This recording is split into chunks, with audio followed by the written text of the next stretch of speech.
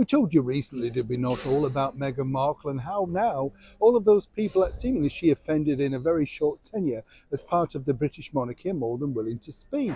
Yes, it's an odd thing, isn't it, when you think about it, because obviously that particular individual, her communications officer, Jason North, really did lift a lid on so many things. But you see, with Meghan herself, obviously she doesn't really care.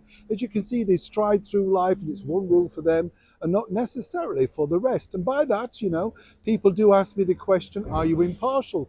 I'll just mention the words private jets. They tell you don't go on private jets, but they carry on. More about that later. But now there's a bigger problem, as one can imagine, because Meghan herself felt that she was being closed in on.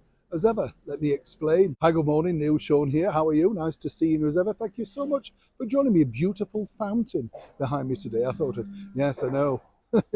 Before you ask, I know all that water. It's always dangerous, isn't it, to film anywhere near water when you're not near somewhere. You know what I'm saying, don't you? Doesn't matter who we are. I know, spend a penny and all of that.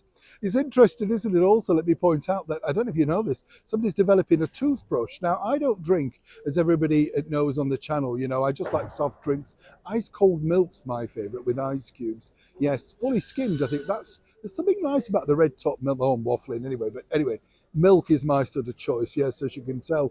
But what's interesting is somebody's developing a toothbrush which tells you in the morning whether you're still over the limit and you're going to go driving.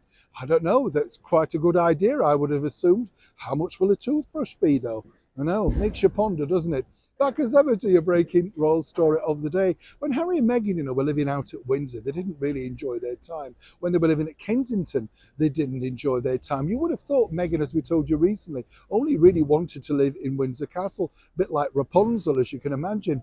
What's interesting here, though, as ever, what really emerges as well as about their time in this particular arena of royalty is just their self-importance. You see, it's interesting, isn't it? They were very concerned about being listened into, whatever plans they were making. As we've told you over the years, even Jeffrey Katzenberg was called upon to Kensington Palace because he had an idea about a reality TV series.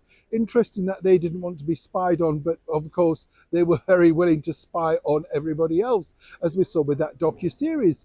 But according to that very well-placed source, Meghan and Harry regularly had their apartment and their own cottage, Frogmore Cottage and Nottingham House, debugged, should I say.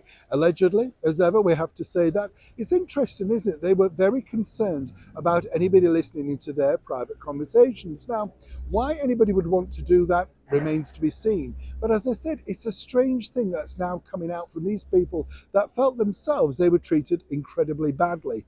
And more importantly, not just for the staff who worked for Harry and Meghan, but now themselves, you can really get a full picture of, as I say, their self-importance. And more importantly, who did they think was listening and what good could it possibly be? Everything they possibly now didn't want us to know, we know, particularly the Oprah Winfrey interview and the Netflix docu-series, how they signed the deal, the plans to leave. Obviously, lots of staff, lots of people around them were talking. So were they right to have their places bugged, as it were, checked for bugs? Or was it just simple paranoia? As ever, it's a fascinating insight into the strange world of Harry and Meghan. Either way, Meghan felt she had something worth listening to. Now, seemingly, how times have changed, particularly in light of the Spotify deal. Neil Sean in the very heart of London.